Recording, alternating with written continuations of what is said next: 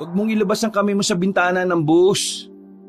Kuya naman ang KJ mo. Hindi ako KJ, nag-aalala lang ako. Baka mamaya masagi yan ng ibang sasakyan. Gusto mo maputol yan? KJ ka, kaya ka nga nandito Ano naman ang masama kung nandito ako at sinama kita sa retreat ninyo? Tumingin ka nga sa paligid mo. Tingnan mo maigi. Lahat sila walang kasamang pamilya. Tapos ikaw nandito ka sa tabi ko at nagbabantay. Hindi kita binabantayan, sumama lang ako. Sumama ka para bantayan ako. Nakakailang kaya? Parang kahit anong gawin ko may nakatingin sa akin. Sino?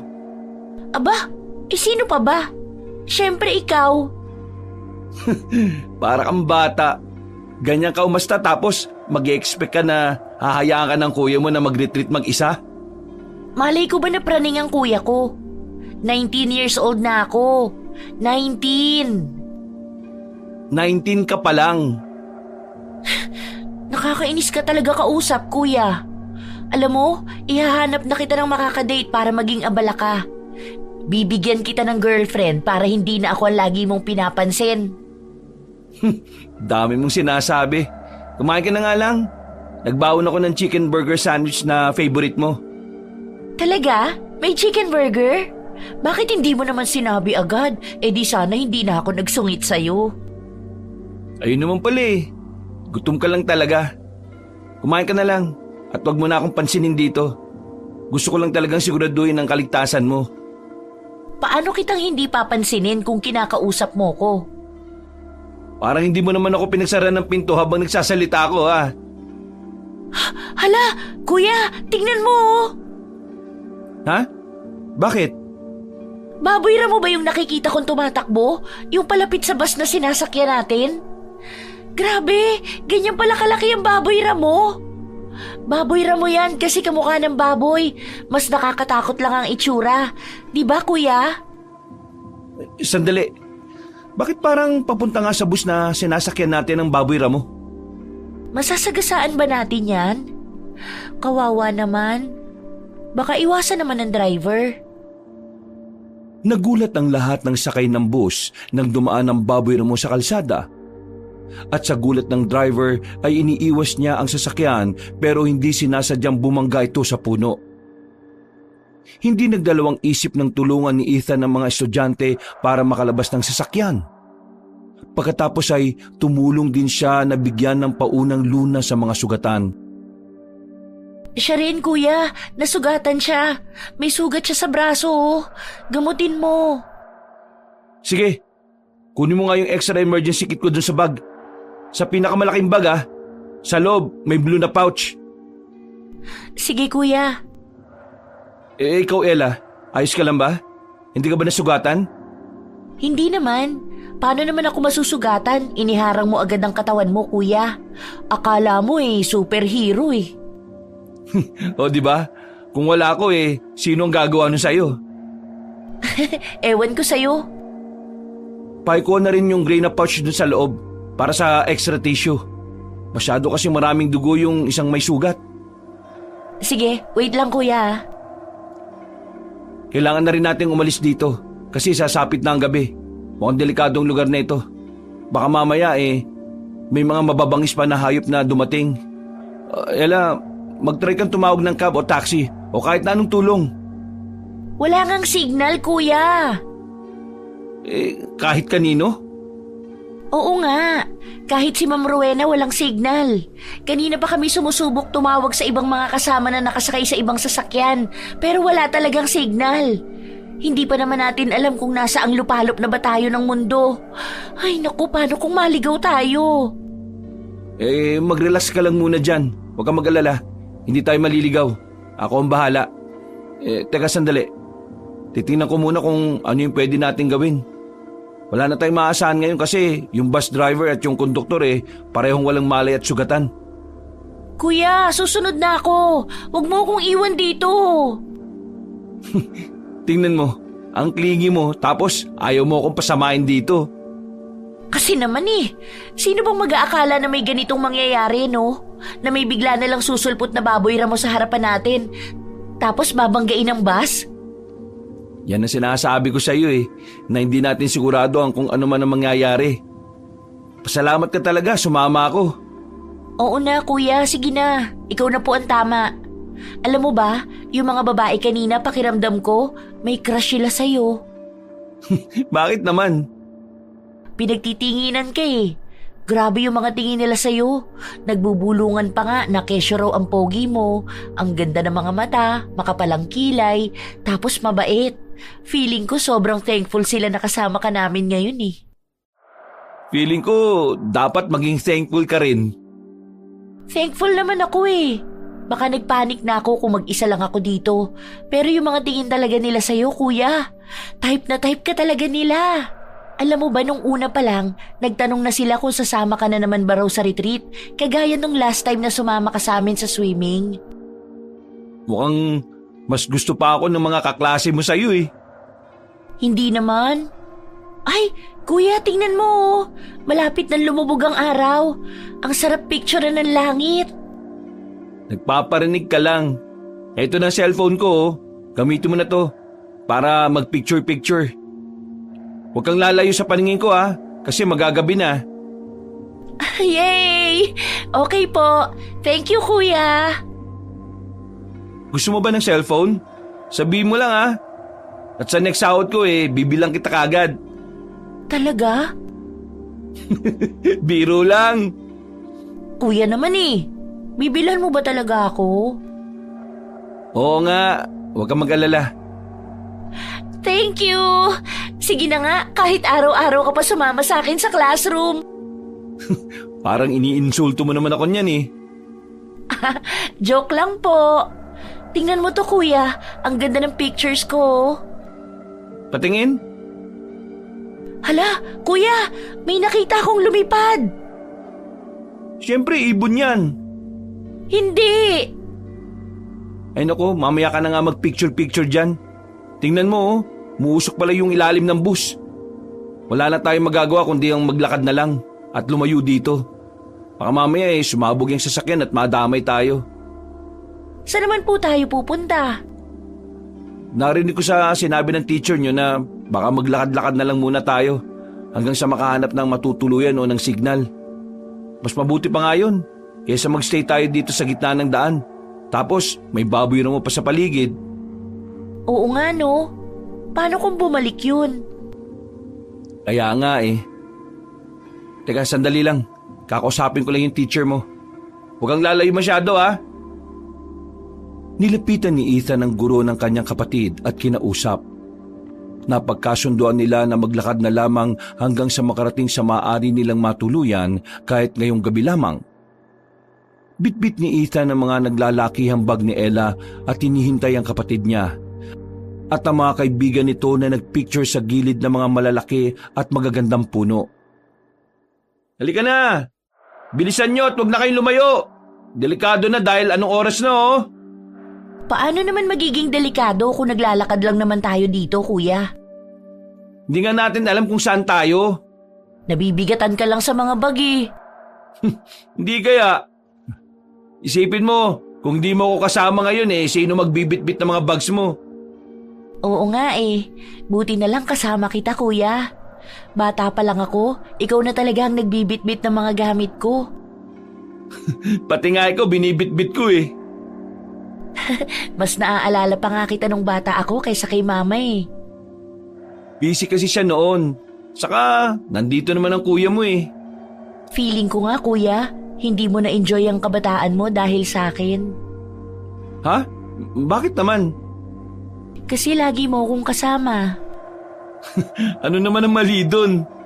Siyempre kasi 'di ba, kaysa gumagala ka with your friends o alam mo na, nanliligaw sa crush mo, wala kang choice kundi bantayan ako at i-babysit.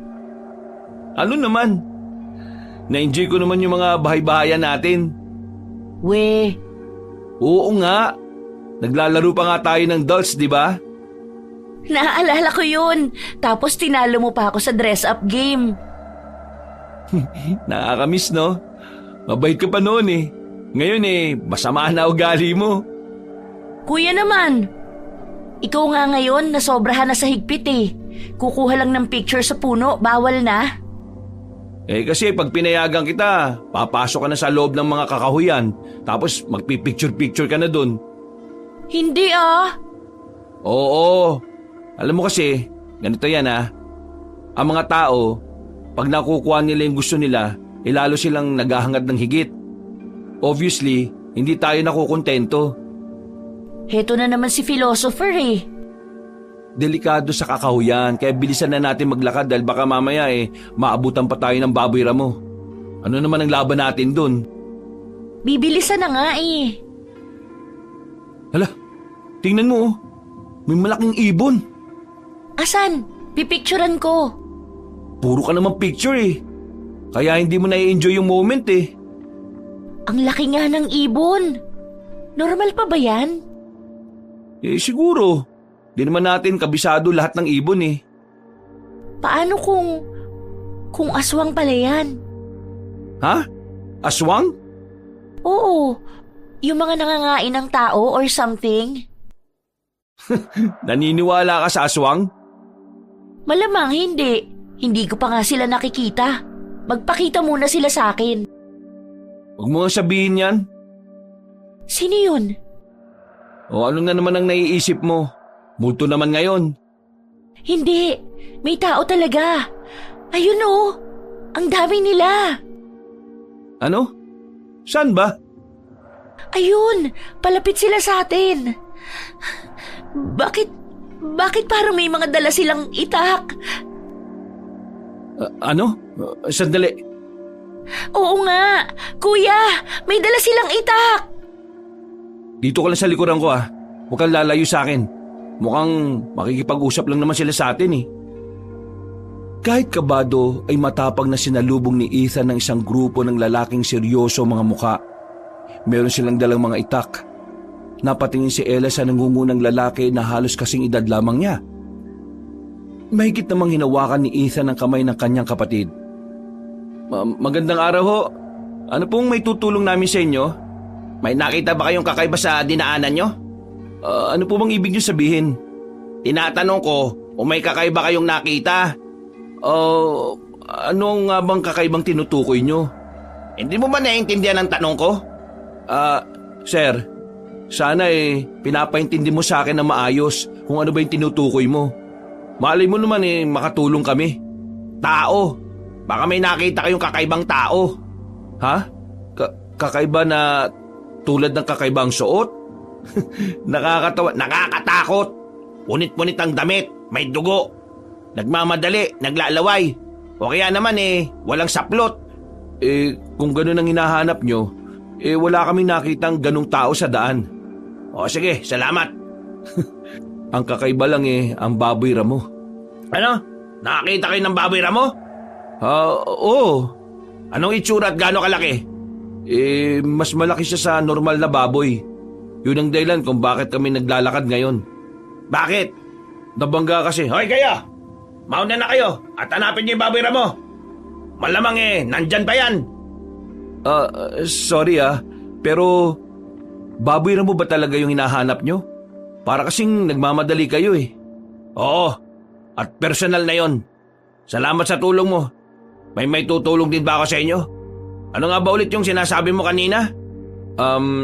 Ako nga pala si Ethan. Itong nakababata kong kapatid si Ella. Sila naman yung advisor niya at assistant advisor, driver at mga kaklase. Pupunta sila sa retreat sa Juanita Resort at nabangga yung bus namin sa puno. Kasi bigla nga nagpakita yung baboy ramo sa daan. So wala kami naging choice kundi yung maglakad kasi sira na yung bus at natapon pa yung gasolina namin. Sorry, ang haba ng sinabi ko may kung gaano pa kalayo yung Juanita Resort? Mga 8 o 9 na baryong daraanan nyo papunta sa Juanita Resort. Ha? Talaga? Ganun katagal ang biyahe? Kung makakasakay kayo siguro mga 6 na oras. Kung maglalakad kayo, huwag nyo nang ituloy. Ha? Bakit? Kasi gabi na at delikado sa daan. Hapon pa nga lang may nakita na kayong baboy ramo. Paano pa kaya kung gabi na? Mahirap na. Ayan nga rin ang iniisip namin May dumadaan pa bang mga sasakyan dito na posible naming masakyan? Oo, pero sarado ang daan dahil pista sa kalapit na baryo. At kung meron man na bus o jeep ay siguradong bukas pa yon. Ay naku naman. Pero may matutuluyan naman kayo na bahay sa susunod na baryo kung lalakarin nyo. Siguro mga 20 to 30 minutes lang na lakarin papunta ron. Ah, talaga? Oo, sabihin nyo lang ang nangyari sa inyo. Magpakilala kayo. Sabihin nyo nakita nyo si Alfonso at ang grupo niya sa daan. At sinabi sa inyo ang gagawin nyo. Barrio Wancho, tuluyang bahay ni Aling Mila, ang bahay na tinutukoy ko. Kahit sino sa baryo na yon kilala si Aling Mila kaya't malalaman nyo kaagad kung nasaan yon. Alfonso? Oo, ako nga pala si Alfonso. Alfonso, hello. Ako nga pala ulit si Ethan. And nice meeting you, bro. Maraming salamat. Sige, kung ganun mag-iingat kayo Sige, salamat ulit. At kung maaari, wag na kayong lumabas ng gabi at manatili na lang sa tuluyang bahay. Ha? Bakit naman? Dahil delikado. Mabuti na yung nag-iingat. Mag-ingat sa pista kung ayaw nyo kayo ang pagpistahan. Oo, sige. Salamat ulit, Alfonso. Naglakad na si Alfonso at pansin ni Ethan ang mga tingin ni Ella sa misteryosong lalaki, ngunit hindi na nagsalita ng kung ano pa si Ethan. Mabilis na naglakad ang kanilang grupo papunta sa baryong sinabi ni Alfonso. Maingay at masaya sa baryo ng Wancho dahil sa pista. Hinanap ni Ethan si Aling Mila na masaya silang tinanggap sa temporary na bahay na kanilang tutuluyan. Naligo si Ethan at excited nang humiga sa kama nang makita si Ella na katatapos lang din maligo sa isa pang banyo. Ang presko ng bagong ligo no? Oo nga Feeling ko rin, pagod na pagod ako ngayon kahit na naglakad lang naman tayo. Nakakapagod kaya maglakad. Ang gusto ko lang ngayon matulog. Agad-agad? Bakit hindi ka ba pagod? Pagod, pero tumingin ka sa paligid mo. Ang daming ganap. Buhay na buhay ang mga tao sa labas. May kantahan, may sayawan, maraming tinda. Bukas ang perya. Tapos ikaw, matutulog ka lang, kuya. Anong ibig mong sabihin? Ikaw alam ko yung mga ganyan Huwag mong sabihin na gusto mong lumabas at makihalubilo sa mga tao ron. Oy, bakit naman hindi? Minsan lang to, kuya. Anong minsan? May pista rin sa Maynila, di ba?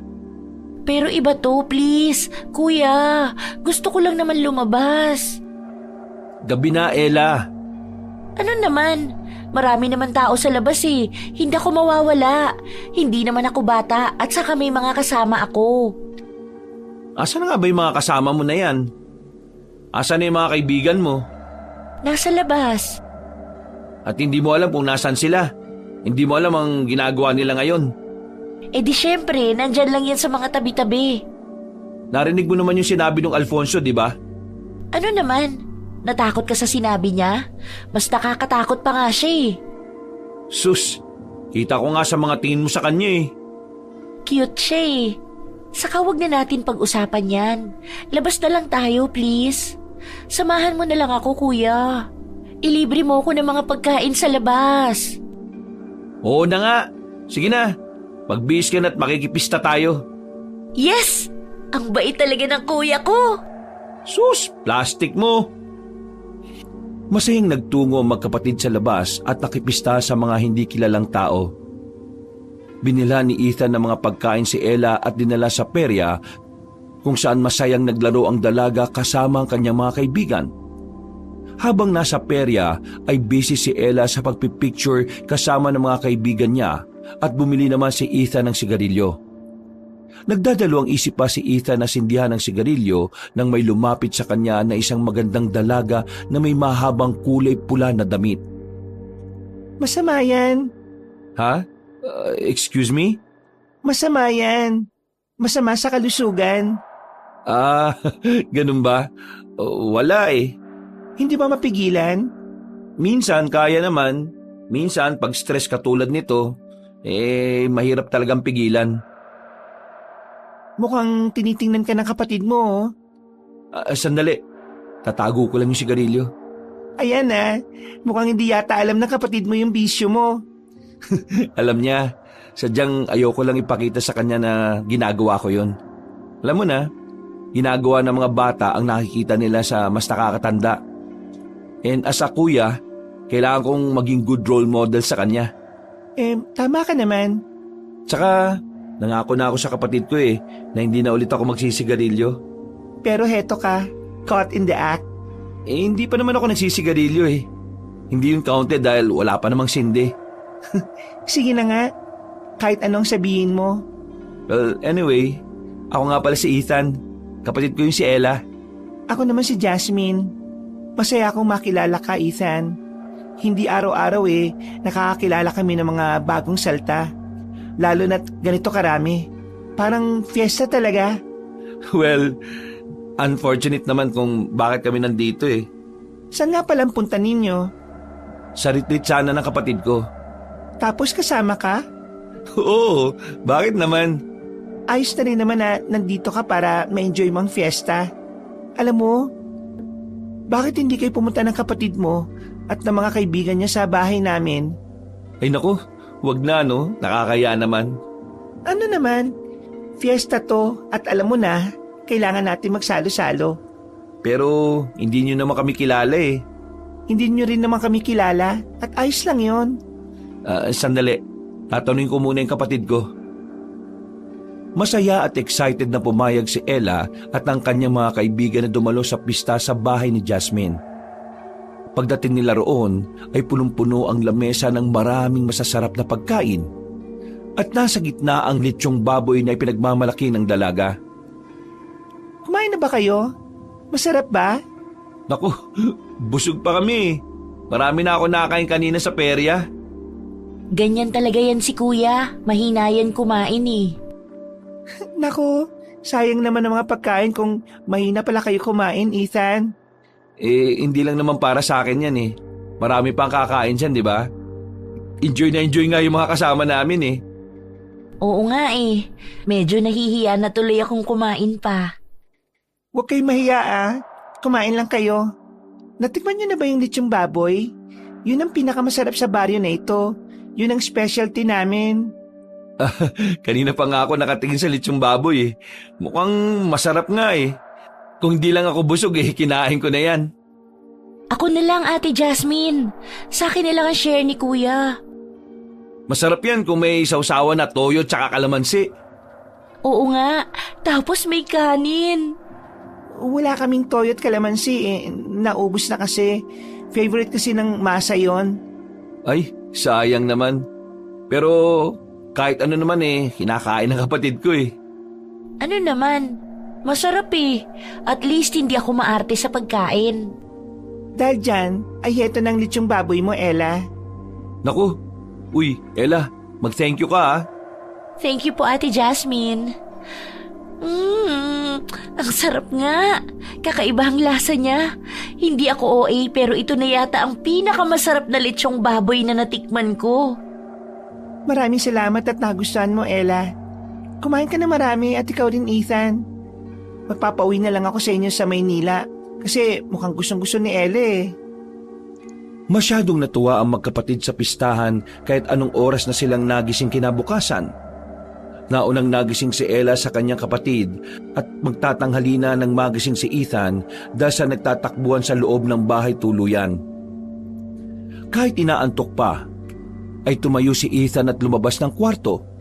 Nakita niyang aligaga si Ella na naglalaba ng mga kumot habang ang mga kaibigan niya at ang guro ay naririnig na nagsusuka sa banyo. Oh, anong meron, Ella? Hindi ko nga alam, kuya. Late na rin ako nagising Nagsusuka ba sila? Oo, si Clarice, May at Lisa.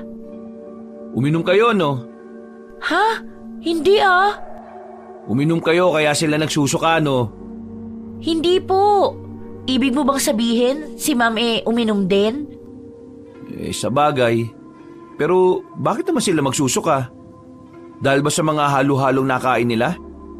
Siguro, pero parang hindi naman masyadong marami ang mga nakain nila kagabi. Ikaw tong maraming nakain Aminado ko. Happy nga ako na nagpabaon si Ate Jasmine sa atin nung masarap niyang lechon baboy. Sakto. Kakainin ko yan mamayang tanghali. Teka sandali. Ano pala mga nilalaban mo? Sa pinimay sa higaan. May dugo? Oo, kasi naihi siya sa kama. Hindi ko nga alam kung bakit pero sabi ng iba, nagising daw sila ng madaling araw at narinig na nagsasalita mag-isa si May. Ano?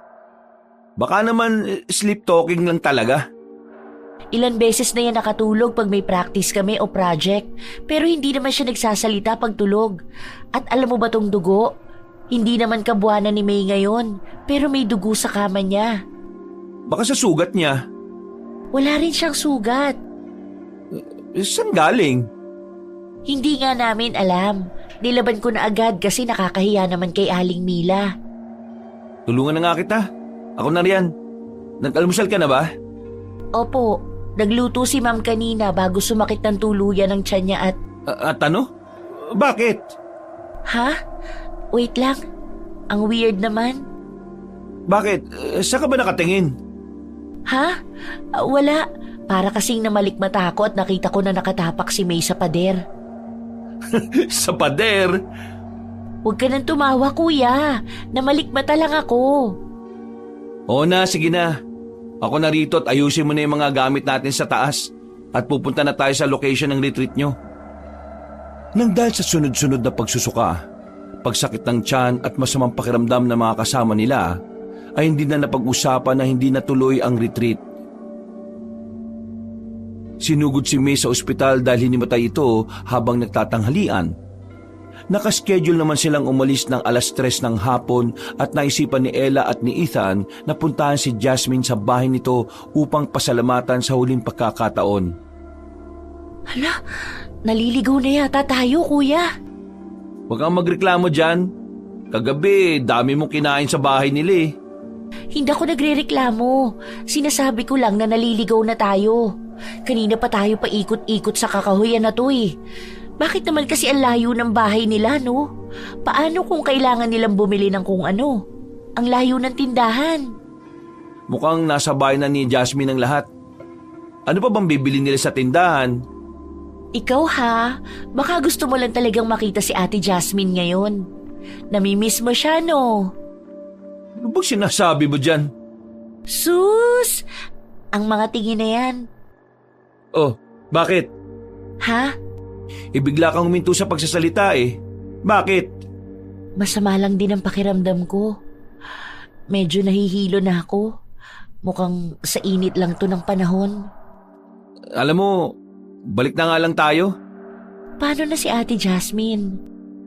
Siguro nga tama ka at naliligaw na tayo kaya bumalik na tayo bago pa tayo maiwan ng mga kasama natin. Masama rin ang pakiramdam mo kaya tara na. Sige kuya, hindi ko alam kung bakit pero bigla talagang sumakit ang ulo ko. Sabi mo kung di mo na kaya maglakad ha, bubuhatin ka na ni kuya. Bumalik ang magkapatid sa mga kasama nila at dumiretso na pauwi ng Manila. Pansin ni Ethan ang lungkot ng kapatid dahil hindi natuloy ang retreat na inaabangan. Ilang araw ang lumipas at pansin ni Ethan ang mahinang pagkain ni Ella. Kadalasang pagsukat mananakit ng tiyan at nakaramdam ng pag-aalala sa kanyang kapatid kaya't isang gabi ay kinausap niya si Ella tungkol doon habang naghahain ng dinner. Tara, kumain na tayo. Nagluto ako ng spicy fried chicken. At huwag mong sabihin na hindi ka na naman kakain ha. Kasi naman kuya, paano ko kakain kung sinusuka ko naman ang lahat? So ang solusyon mo hindi ka na lang kakain para wala kang isusuka. Hindi ko alam, pero ang sakit kasi sa pakiramdam ng nasusuka eh. Alam ko. Hindi kuya, iba to. Ilang beses na ako nagsuka pero iba to. Parang kinikiliti ang tiyan ko. Ay mali, para akong... Hindi ko alam, parang machine na paikot-ikot at nahihilo ko. Actually, ngayon 2 kayong nakikita ko. Anong dalawa? Dalawa, like 2 ka sa paningin ko ngayon dahil hilong-hilo na ako. Ay nako, magpahinga ka na nga muna. Magpa-check up kaya tayo bukas. Pwede naman. O kahit wag na, gastos pa eh. Sige na, huwag mo nang isipin ng pera, no? Mas mahalaga ka roon. Ay, oo nga pala. Anong balita sa mga kaibigan mo? Masama pa rin ba yung mga pakiramdam nila? Oo, lalo na yung advisor namin. Weird nga eh. Ha? Bakit? Kasi, sabi ni Colin na kapatid ni Lisa at kaibigan ng kapatid ni May ay may iba raw ginagawa ang mga yon pero ayaw na niyang sabihin. Basta, nakakatakot daw. Ano naman kaya yun? Hindi ko alam! Ayaw nga sabihin eh! Ella? Bakit ka sumigaw? Nagtatanong lang ako eh. Po? Ha? Hindi ako sumigaw. Hindi, sumigaw ka eh. Ano bang pakialam mo? Ella? Ha? Sa kwarto na lang muna ako, kuya. Masama talaga ang pakiramdam ko. Kinabukasan ay nagpa-check up si Ella sa doktor at sinamahan siya ni Ethan. Niresetahan siya ng gamot at saglit namang gumaan ang pakiramdam ni Ella dahil sa pag-inom nito. Pero hindi natapos ang pagsusuka niya, pagiging mainitin ang ulo at pananakit ng tiyan. Ella, ilang araw ka nang walang kain ah.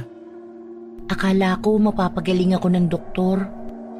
Hindi ko nga rin alam eh. Sabi naman sa resulta ng mga scan sa'yo, wala namang problema katawan mo. Ang problema lang eh, hindi ka kumakain. Teka, huwag ka mag-alala. Bukas na bukas pupunta tayo sa ibang doktor para magpa-second opinion.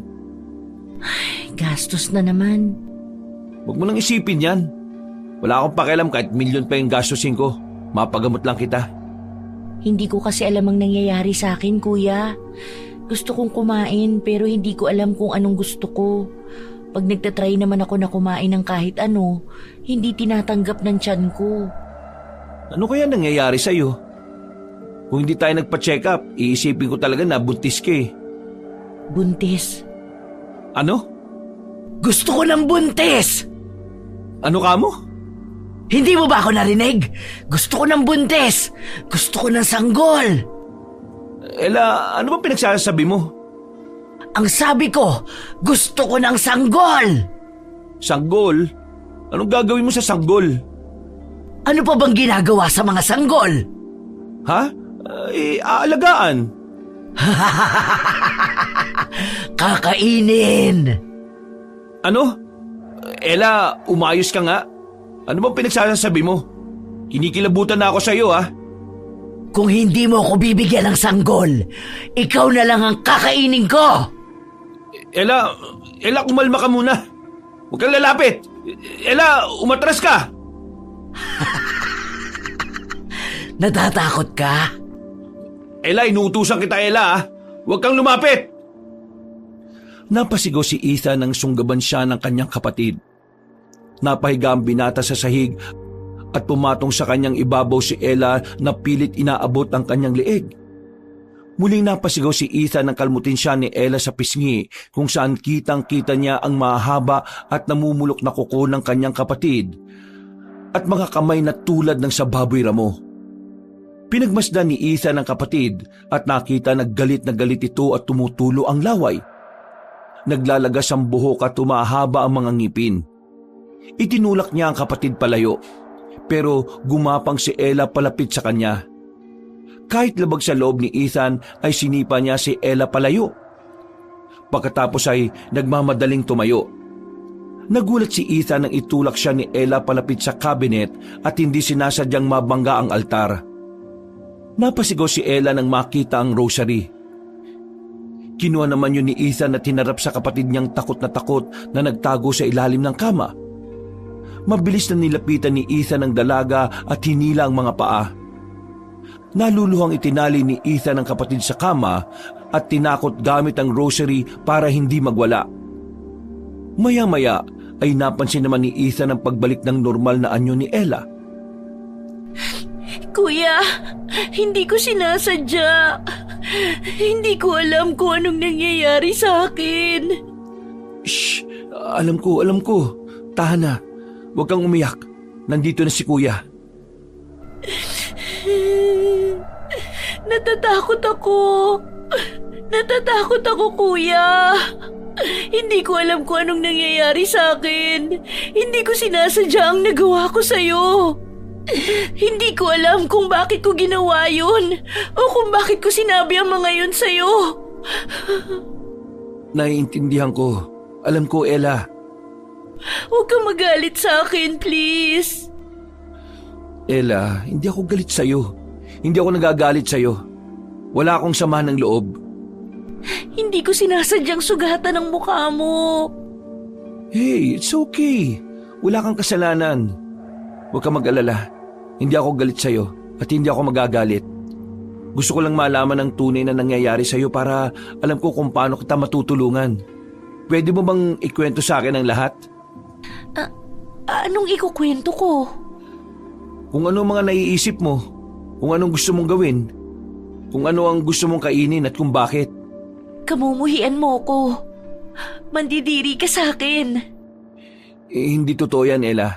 Hindi ako mandidiri sa'yo. Makikinig ako. Kahit anong sabihin mo, ay makikinig ako nang hindi ka iniinsulto o kinamumuhian. Kaya Ella, ang gusto ko ay maging totoo ka sa akin ngayon. Kuya mo ko at nandito ako lagi sa tabi mo kahit anong mangyari. So please, sabi mo sa akin ang lahat. Hindi ko alam kung kailan nagsimula pero may gusto kong kainin. Gusto kong kumain ng hilaw na karne, kuya. Gaya ni May. Nalaman ko na hindi niya napigilan ang sarili niya at kumain siya ng hilaw na karne. Hilaw na manok. Ayan ang mga gusto ko, kuya. Pero sabi mo kanina gusto mo ng sanggol Hindi ko alam.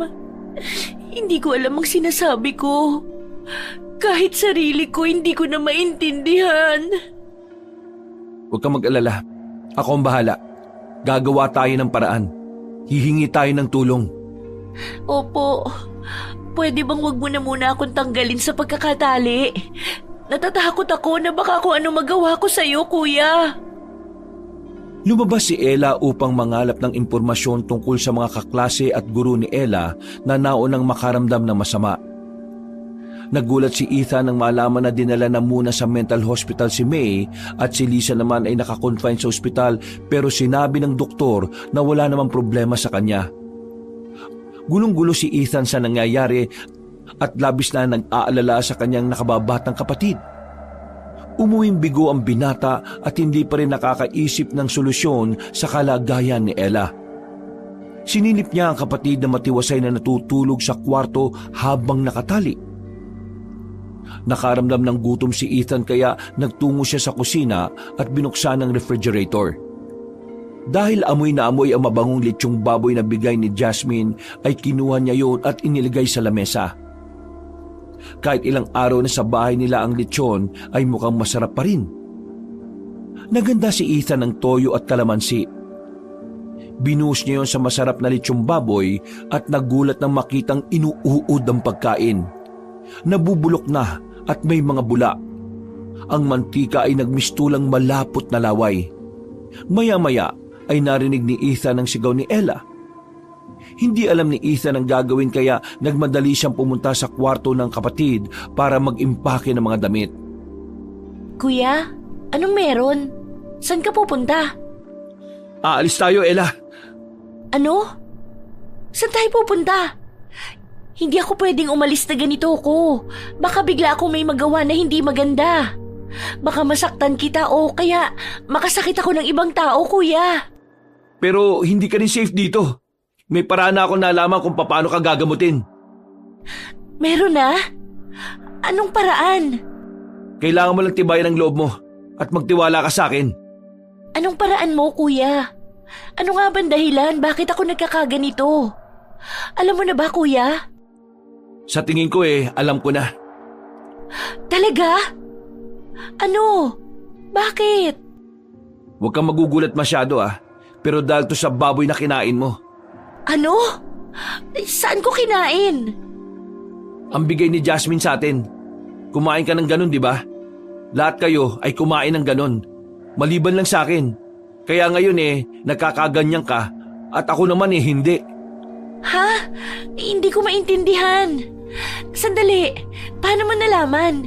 Paano mo naisip yan? Totoo ba yan? Gawa-gawa mo lang ba? Ella, bakit naman ako gagawa ng kwento? Ganito, makinig ka mabuti Kakain kasi sana ako kanina at kinuha ko yung tirang lechong baboy na nasa ref. Nilagyan ko ng toyo at kalamansi. Tapos, bigla na lang nakakadiri yung naging itsura.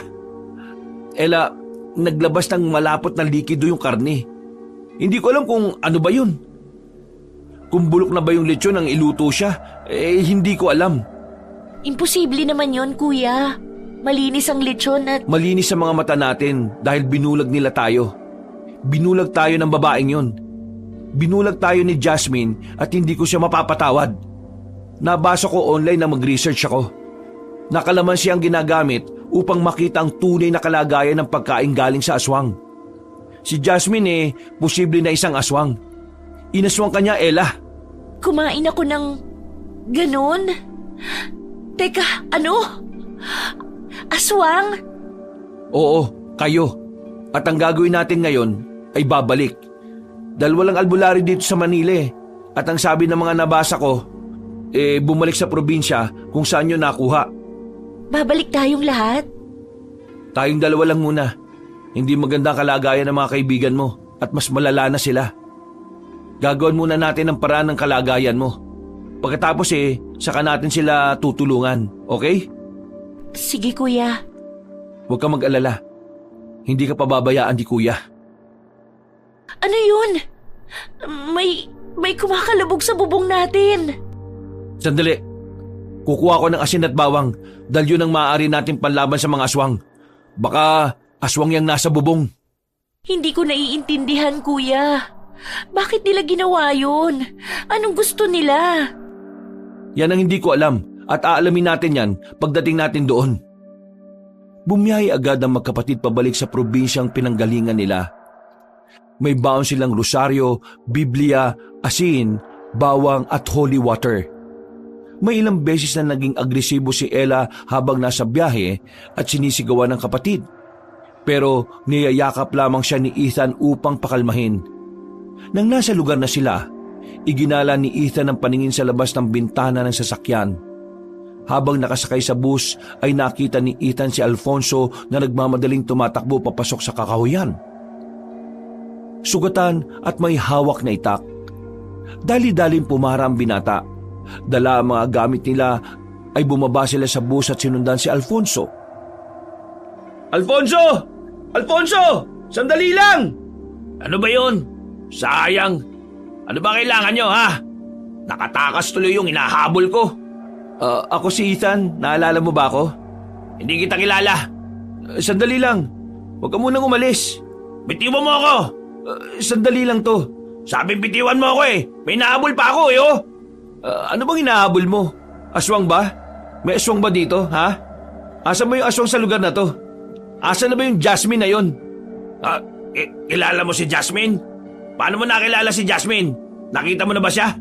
Oo. Yung babae na yon, aswang ba siya, Alfonso? Oo. Sandali. Kayong dalawa. Kayo yung na-stuck dito nung piyesta di ba? Ayun, naalala mo na ako. Bakit? Ano bang meron? Akala ko ba umalis na kayo? May ginawa si Jasmine sa kapatid ko. May pinakain siya sa kanila. Sandali. Paano nyo nakita si Jasmine? Kilalang aswang ang pamilya ni Jasmine. At ni isang tao na nakakita sa kanya hindi mo lang kayo sinabihan. Saan mo siya nakilala? Sa perya. Inibitahan niya kami na magtungo sa bahay nila At nagtungo naman kayo talaga? Ano bang alam namin? Hindi kayo nagtaka na nasa gitna ng kakahuyan ng bahay nila? Hindi ko alam Ang alam ko nasa gitna nga ng kakahuyan pero hindi naman malayo. At isa pa, binalikan namin sila kinabukasan upang magpasalamat pero wala na sila. Hindi na namin nakita ang bahay nila o si Jasmine. Dahil nilinlang lang kayo ni Jasmine. Bakit ba kayo sumama sa taong hindi nyo kilala? Malay ba naman namin na ganun siya? Mabait siyang lumapit sa amin Akala namin normal lang yun. Normal naman sa pistahan na magpakain sa mga bahay-bahay, di ba? Diba siguro sila dahil marami kayo. Malamang masaya sila dahil marami silang nabiktima. Ano bang balak nila? Kung aswang talaga si Jasmine, anong balak nila sa kapatid ko at sa mga kasama namin? Ano bang kasalukuyang nangyayari sa kanila? At sa kapatid mo. Kung hindi ako nagkakamali, Ella ang pangalan? Oo, siya nga si Ella. Nanakit yung tiyan niya eh.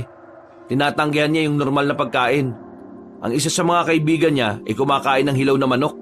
Ay, sus Mariosep! Nag-iba ang ugali ni Ella. Nagiging mainitin ang ulo niya. Ang sabi niya sa akin, gusto niyang kumain ng sanggol. Naguhugis paan ng baboy ramo yung mga kamay niya. Nagkakaroon ng pangil, umahaba ang kuko at nabubulok. Gusto niya rin akong kagatin eh.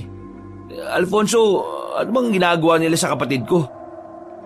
Hindi ako nagkakamali hinahanda nila si Ella at ang iba pa. Hindi ko alam pero pwede silang ginagawang aswang. Asawa ng aswang. O tik-tik na maging hayop na utusan ng mga aswang. Ang kapal naman ng mukha nila na gawin sa kapatid ko yun. May pagkakamali rin kayo. Ha? Ano? Mali na nagtiwala kagad kayo sa mga tao. Oo nga, nagkamali nga kami. Sana natuto na kayo. Natuto na ako. At hindi na babalik sa probinsya na to sa susunod. Hindi lang naman ito ang lugar na may aswang Kahit saan may aswang. Kahit sa Maynila. Sadyang magaling lang silang magbalat kayo. Magaling makihalubilo. Magaling magpanggap ng mga normal na tao na gaya natin. Hindi nga ako makapaniwala na merong aswang talaga Hindi lang aswang, engkanto, duwende, kapre, tikbalang. Lahat ng yan nasa paligid lamang. Kaya dapat lagi kayo mag-iingat. Kung totoo mga yan, totoo rin ba ang mga albularyo? Matutulungan ba nila ako? Magagamot ba nila ang kapatid ko? Oo, pero... Pero ano? Anong problema? Nagtatago na mga albularyo ngayon dahil inuubos sila ng mga aswang. Meron akong kilala na si Aling Maris. Patugo lamang siyang kinikita upang magpagamot. Siya na lamang ang nag-iisang manggagamot na kilala ko Madadala mo ba kami sa kanya? Magagamot niya ba ang kapatid ko? Pwede kong ituro sa inyo ang daan. Pwede mo ba kaming samahan dun? Natatakot lang kami sa kung ano makakasalubong namin Makikita o kung ano man ang mangyayari. Please, tingnan mo ang kapatid ko. May pag-asa pa naman siya, di ba? Hindi ako makakasagot niyan, pero hanggang hindi pa siya nakakatikim ng laman ng tao, oo, may pag-asa pa siya. Hindi nagsayang ng oras ang tatlo at dinala ni Alfonso ang magkapatid sa bahay ni Aling Maris. Ang manggagamot na nagtatago sa kubling lugar at protektadong bahay sa gitna ng kakahuyan. Pansin ni Ethan ang pasulyap-sulyap na tingin ni Ella kay Alfonso pero hindi niya inasarang kapatid dahil naawa siya sa kalagayan nila. Ikinuwento ni Ethan ang buong pangyayari kay Aling Maris na nagsimula ng maghanda ng mga gagamitin sa panggagamot. Mukhang nagbabalik na naman ang mga ganitong gawin nila. Ginawa na po nila to dati? Oo, at nagtagumpay sila. Noong una kaming mga kalapit na baryo ang kanilang binibiktima. Bigla na lang kaming makakaalam na may mga nawawala. At sa susunod ay may makakakita sa kanila. Pero iba na ang pag-uugali ng mga yon. Sila pa rin ang itsura pero alam mo na ibang tao na sila. Ganun din ba yung mangyayari sa kapatid ko?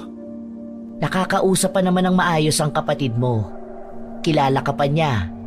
Alam niya pa ang nangyayari sa paligid niya at may pag-asa pa siya.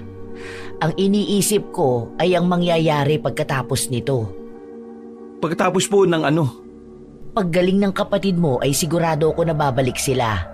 Hindi nila kayo titigilan dahil masasaktan sila kung gagaling si Ella. Wala po akong pakialam sa nararamdaman nila. Dahil pagtapos ng lahat ng to, paggaling ni Ella, ako mismo ang lalapit sa kanila. Hindi na nila ako kailangang hanapin. Ako ang pupunta sa kanila. Hindi ako papayag na makakalakad sila ng buhay at masaya pagkatapos silang halos sirain na ang buhay ng kapatid ko. Hindi ka ba natatakot? Mas natatakot po kung mamatay ang kapatid ko kaysa sa kanila. Ikaw ba hindi nakakain ng binigay na lechong baboy ni Jasmine? Hindi po. Sana nga ako na lang ang nakakain kaysa kay Ella. Huwag mong sabihin yan. Hindi mo alam ang hinihiling mo. Baka bumalik sa'yo ang sinabi mo. Yan nga ang gusto ko. Kung pwede lang ilipat ang kalagayan ni Ella sa akin papayag ako. Kahit ako na maging aswang. Kahit walang solusyon. Kahit hindi na ako gumaling, wala na akong pakialam. Mahal na mahal mo naman ang kapatid mo. Nakakatuwa kayo. Naalala ko tuloy ang kapatid kong lalaki noon na isang magaling na manggagamot. Walang takot niyang kinalaban ng mga aswang sa baryo namin.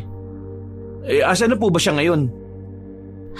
Namatay siya dahil iniligtas niya ako. Nabuhay ako sa kanya. Pisikal akong nasa kasalukuyan, pero pakiramdam ko naiwan ang aking kaluluwa at isipan sa nakaraan. Naligtas niya man ako, pero namatay ako noong araw na namatay ang kapatid ko. Hanggang ngayon sinisisi ko ang sarili ko sa pagkamatay niya. Ito ang hindi dapat maramdaman ni Ella. Po? Isipin mo ang sarili mo sa bawat desisyon at sasabihin mo.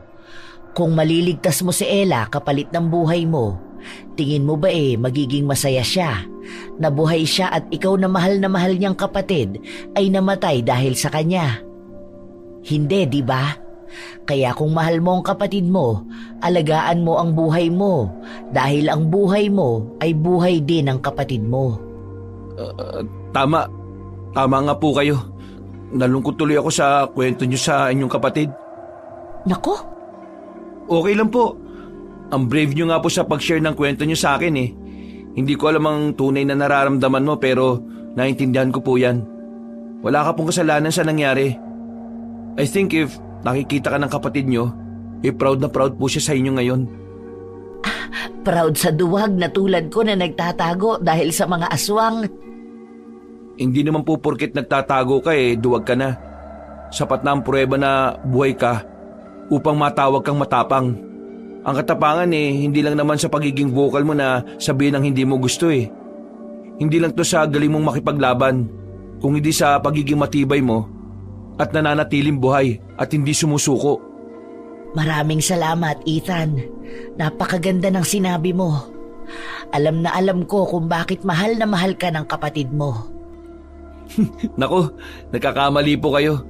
Laging galit sa akin yan at lagi nagre-reklamo na sobrang higpit ko raw. Maniwala ka sa akin. Hindi ganon ang tingin ng kapatid mo sa'yo. Oh, bakit nga pala hindi na tayo magsimula ngayon? Mabuti pa nga po. Ano po bang may tutulong ko? Naihanda na namin ni Alfonso ang lahat. Tinawas ko si Ella kanina at ang lumabas ay ginagawa siyang aswang ni Jasmine. Nagawa nila yun sa kapatid ko? Nagulat si Ella nang marinig ang katotohanan mula sa mga sinabi ni Aling Maris. Hindi niya napigilan ng malakas sa pag-iyak.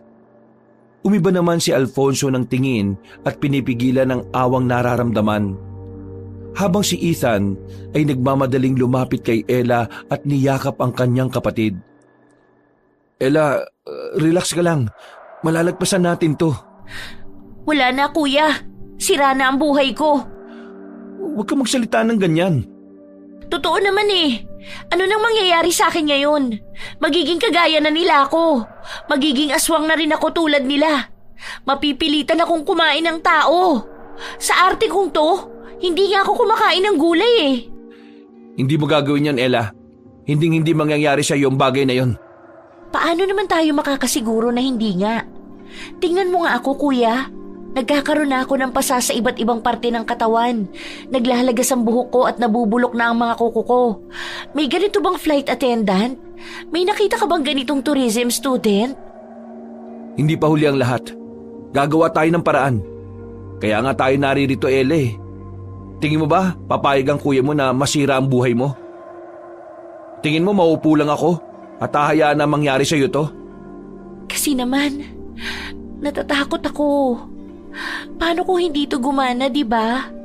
Paano kung lumala ako? Paano kung mag-fail to at mamatay ako? Ella, hindi ka mamamatay. Huwag ka magsalita ng ganyan. Kung hindi gagana ang gagawin natin ngayon, ay gagawa tayo ng iba pang paraan. Kung hindi pa rin yung gagana, ay gagawa pa rin tayo ng panibagong plano hanggang sa gumaling ka. Kaya wag na wag kang mawawala ng pag-asa, okay? Opo. Nagsimula na si Aling Maris na gamutin si Ella. Pinainom niya ang dalaga ng mga pinaghalong hindi kilalang halamang gamot. Na diring-diri naman ang dalaga bago siya pumayag na inumin yon. Ilang minuto ang nakalipas, sumuka ng kulay itim na likido si Ella at biglang sumigaw. Alalang-alala si Ethan ngunit alam niyang hindi dapat siya makialam. Pinagtulungan nila ang nagwawalang dalaga at itinali sa upuan habang nagpupumiglas. At habang abala si Aling Marie sa pag-uurasyon sa kanya, nagulat si Ethan nang makarinig ng mga kalabog sa bubong ni Aling Maris at sunod-sunod na mga yabag sa labas ng bahay. Ha? Ano yun? Mga aswang. Ha? Ay, ano pong ginagawa nila dito? Nandito sila para pigilan tayo. Ayaw nilang magamot si Ella, Ethan. Kasama kaya nila si Jasmine? Huwag ka magpapadala sa emosyon mo. Huwag ka munang susugod. Sa ngayon ay kailangan kay Ella ituon ang ating atensyon. Kailangan niyang magamot agad. Ano pong may tutulong ko? Bakit pakiramdam ko magigiba nila ang bahay nyo dahil sa mga kalabog sa bubong? May mga gamit ako laban sa aswang, Alfonso. Ituro mo kay Ethan kung asan ang mga yon at paano gamitin. Isara niyo lahat ng bintana at harangan ng pinto. Bumalik sa pag-uurasyon si Aling Maris at saglit na sinulya pa ni Ethan ang kapatid niya bago nagmamadaling isara ang mga bintana. Pagkatapos ay dinala siya ni Alfonso sa kusina. Sumilip si Ethan sa bintana upang makita kung ano ang meron sa labas. Nagulat siya nang makita na may ilang nilalang na pabalik-balik sa labas ng bahay. Hindi mawari ni Ethan ang anyo ng aswang pero nakaramdam siya ng takot. Uy, kunin mo to! Ha? Ano to? Ito ba yung buntot pagi? Alam mo naman pala eh. Oo, yan yun. Gamitin mo na maigi Iampas mo lang sa aswang. Mamamatay ba sila pag ginawa ko yon? Depende kung mahina sila at depende kung ilang beses mo silang hahampasin. Anong mangyayari sa kanila pag napatay ko sila? Anong gagawin natin sa katawan nila? Minsan nabubulok ang katawan nila. Minsan bumabalik sa tunay na anyo na pagiging matanda. Kung papatay ka naman ng manananggal, minsan magiging abo sila. Bakit ang dami mong alam sa mga ganito? Trabaho ko to Ang manghuli ng aswang? Ang pumatay ng aswang kamo. Hindi ba parang ang bata mo sa ganito kabigat na trabaho? Pinili ko to, bata pa lang ako. Kaya hindi ko na iniisip ang bigat ng trabaho kung masaya naman ako sa ginagawa ko. Ano? Masaya kang pumapatay?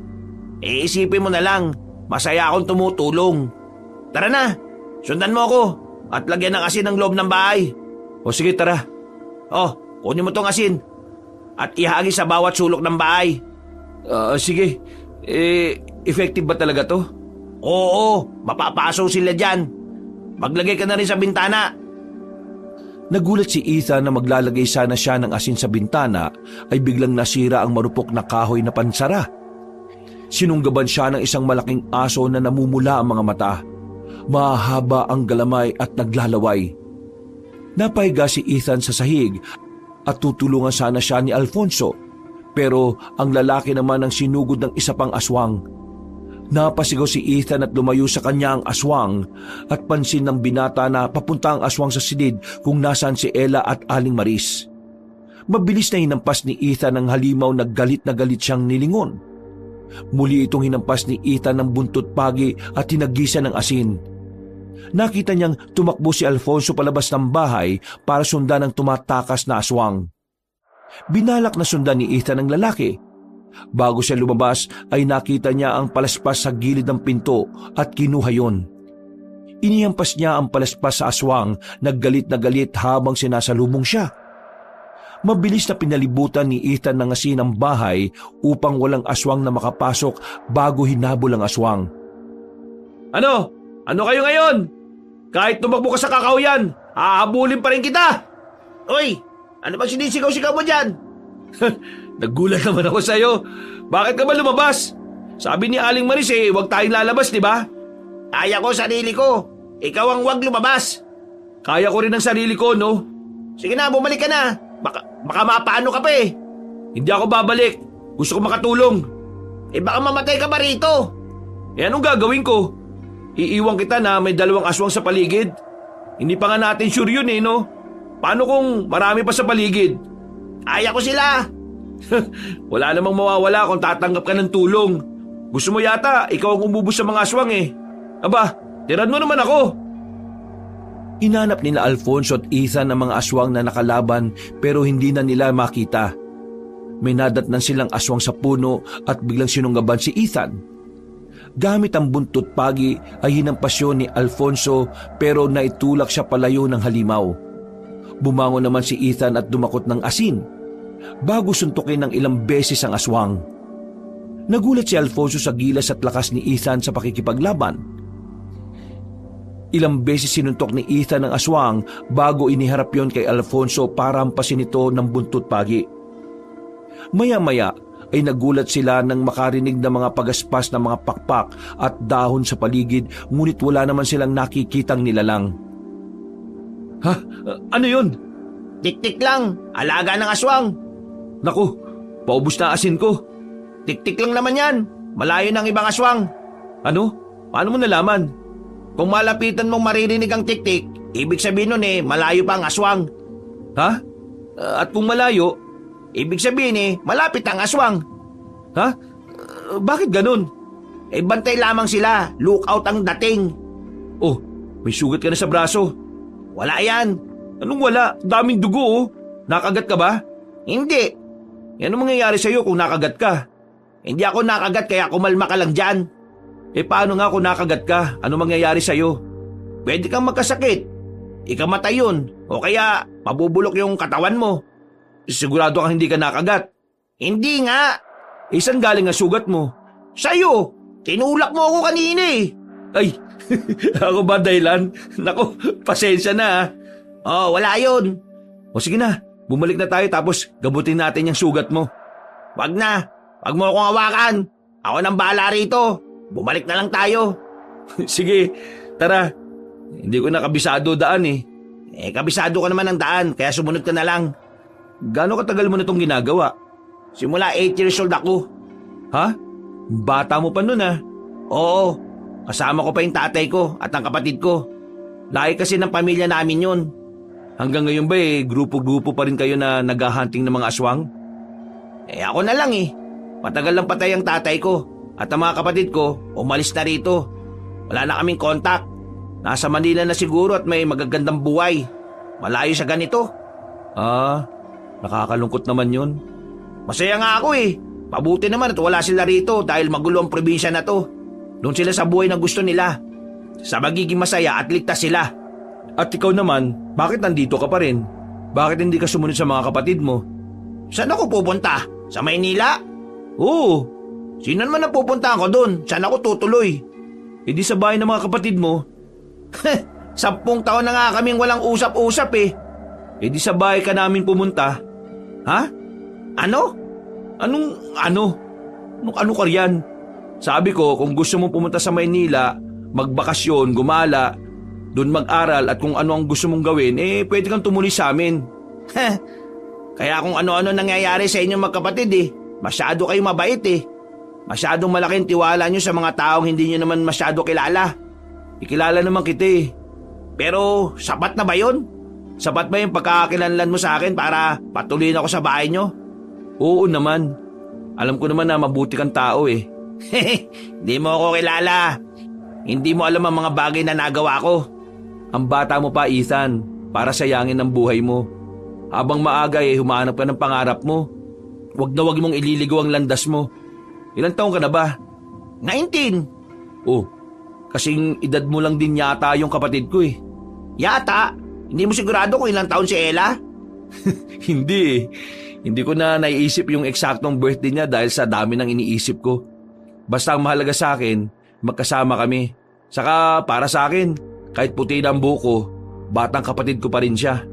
Ay, siya nga pala. Kayong dalawa lang ba magkapatid? Oo, wala na mga magulang namin. At kami na lang ni Ella magkasama. Bale, ikaw ang guardian niya. Oo, kaya nga ingat na ingat ako sa kapatid ko Kahit nga alam mo hindi ko pinapadapo dyan tapos ganito mangyayari. Magaling naman si Aling Maris at tutulungan niya kayo. Sana nga. Maraming salamat pala Alfonso sa mga natulong mo. Sa pagsabi mo sa amin ng matutuluyan. Dahil nga sa akin nakaganyan si Ella. Sana hindi ko na lang sinabi sa inyo yung bahay tuluyan na yun. Hindi mo kasalanan yun. Hindi mo naman gusto na mangyari yung bagay na yun Malinis ang intensyon mo at maraming salamat sa natulong mo. Salamat ulit dahil hanggang ngayon tinutulungan mo pa rin kami magkapatid. Alam mo, ikaw rin masyado ka rin nagtitiwala sa mga taong hindi mo kilala. Bumalik na ang dalawa sa bahay ni Aling Maris at nakitang nakatulog na si Ella. Nagliligpit naman si Aling Maris ng mga ginamit niya at lumapit doon si Ethan upang tumulong. Habang si Alfonso ay nag-aalalang sumulyap kay Ella bago magtungo sa sala upang siguraduhin na wala ng mga aswang doon. Kumusta po si Ella? Gumaling na po ba siya? Magaling na po ba siya? Sinuka na niya ang kanyang kinain. Hindi ko po maintindihan Yun po bang mahalaga? Oo, yun ang kailangan ko. Meron din akong pinainom sa kapatid mo upang malinis ang kanyang tiyan. Hayaan muna natin siya magpahinga sa ngayon at mag-antabay na lang na magising siya maya-maya dahil baka mauhaw siya at kailangang uminom ng maraming tubig. Baka magutom siya, baka magsuka ng marami. Sige po, maraming salamat po Aling Maris. Hindi ko po alam kung paano kayo pasasalamatan. Magbabayad po ako ng malaki. Hindi ako tumatanggap ng bayad, Ethan. Po? Paano po ako makakabayad sa inyo? Sapat na sa akin ang pasasalamat mo na alam ko naman na totoo. Hindi ako tumatanggap ng bayad dahil bukal ang pagtulong ko. Maraming salamat po talaga. Babawi po ako. Tutulong po ako sa inyo rito. Ipagluluto ko po kayo. Hindi mo na kailangan gawin yun. Mukha pong pagod na pagod kayo Magluluto po ako ngayon. Masarap po ako magluto. Yun po ang bawi ko at please po, huwag niyo na po akong tanggihan. Gustong gusto ko lang pong bumawi sa inyo ni Alfonso dahil ang laki ng tulong po na ibinigay niyo sa amin ngayon. Habang tulog pa rin si Ella, ay tinulungan ni Ethan si Alfonso na ayusin ang mga bintanang nasira. Pagkatapos ay namili ang binata sa malapit na talipapa. Abala ang binata sa pagluluto habang kakwentuhan si Aling Marie sa kusina at nagtatawanan ng dalawa. Pagkatapos magluto ni Ethan, ay tatawagin niya na si Alfonso habang si Aling Maris ay naghahain na. Napansin ni Ethan na nakatingin si Alfonso sa bagong digong kapatid. Nakita niyang pumasok si Alfonso sa silid ni Ella. Lumapit siya sa labas ng pinto at pinakinggan ang pag-uusap ng dalawa. Ella? Ay! Alfonso! Hello? Kumusta pakiramdam mo? Kanina ka pa ba gising? Medyo. Bakit hindi ka pa lumalabas? Kanina ka pa hinihintay ng kuya mo, no? Excited na yun na makita kang gising. Nagluto siya ng pagkain para... Ayokong kumain. Ha? Bakit? Hindi pa rin ba magaan ang pakiramdam mo? Sa simula lang yan. Sandali nga, tatawagin ko sila. Wag! Ha? Bakit? Ayoko! Bakit nga? Wala lang. Wala lang? Kasi, basta, hindi mo ako maiintindihan at saka, bakit ka ba nandito? Ako nagdala sa inyo rito. Oo nga pala. Eh di Ano? Eh di nakita mo yung pagsusuka ko ng kung ano-ano. Ha? Hindi. Nasa labas kami ng kuya mo at pinapalis sa mga aswang. Andito na sila? Oo, pinipigilan nila si Aling Maris na gamutin ka. Buti na lang. Buti na lang ano? Bakit? Kasi abala kayo at hindi nyo nakita ang pagsusuka ko. Okay lang si Aling Maris makakita kasi parehas naman kaming babae. Kakaiba ka rin no? Mas iniisip mo pa yan? Talaga? Oo nga pala. Sumugod ang mga aswang, di ba? Kumusta naman si kuya? May nangyari ba sa kanyang hindi maganda? Nasugatan ba siya? Kung sasabihin ko ba na oo, lalabas ka na rito at magpapakita ka sa kanya. Kanina pa siya naghihintay na magising ka Hindi pa rin. Bakit ba ayaw mong lumabas ng kwarto? Kasi naman, anong sasabihin ni kuya sa akin ngayon? Nahihiya na ako sa kanya. Parang sobrang pabigat na ako sa kanya Tingin mo, pabigat ka sa kapatid mo? Oo. Alam mo ba, hindi siya nakatapos ng college dahil sa akin. Next time na lang daw siya mag-aaral. Basta raw ang mahalaga, nasa private school daw ako. Tapos ako pa ang lagi niyang inuuna sa lahat. Ang unfair niya naman sa sarili niya. Tapos ngayon, heto, sa sobrang kakulitan ko at hindi pag-iingat, gumawa pa ako ng problema na si kuya pa ang gagawa ng solusyon. Ang pasakit ko naman masyado. Sa lahat ng ginagawa ko, si kuya lagi ang naapektuhan. Pabigat, di ba? Sa tingin ko hindi pabigat ang tingin ng kapatid mo sa'yo. Kasi lahat ng yun bukal sa kalooban niya. Kilala mo ba siya? Paano mo nasabi? Hindi mo ba kilala ang sarili mong kapatid at iniisip mo yan?